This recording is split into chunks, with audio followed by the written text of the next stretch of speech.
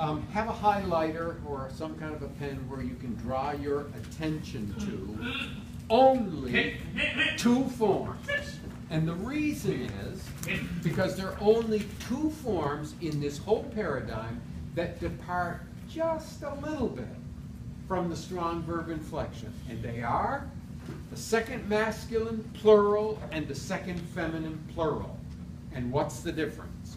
Instead of a vocal schwa under the guttural in first root position, it's a hatef paka. That's the only difference. And by now, you certainly know you can't ever put a vocal schwa under a guttural. You can put a silent schwa under a guttural, meaning zero.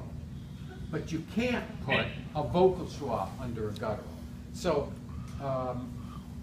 that's nothing that should surprise you. You should be in the mindset.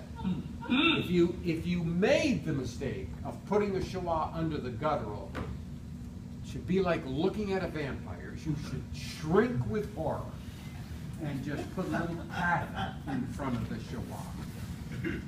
That's one guttural. Go to two guttural. Guttural in second root position. Only two forms depart from strong verb inflection, and they are third feminine singular and third common plural. So circle those two. And what's the difference?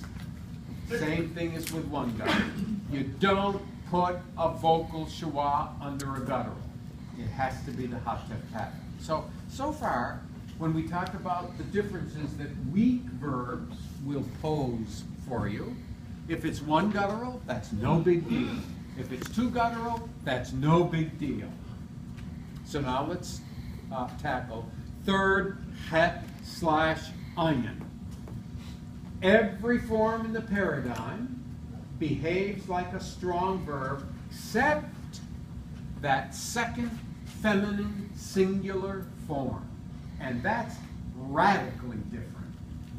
Now, I don't want to go into detail on this, but the spelling of this second feminine singular form is a bit anomalous. Doesn't make good sense for a number of reasons. So this one form is going to be for recognition. All of the others are to produce in Hebrew.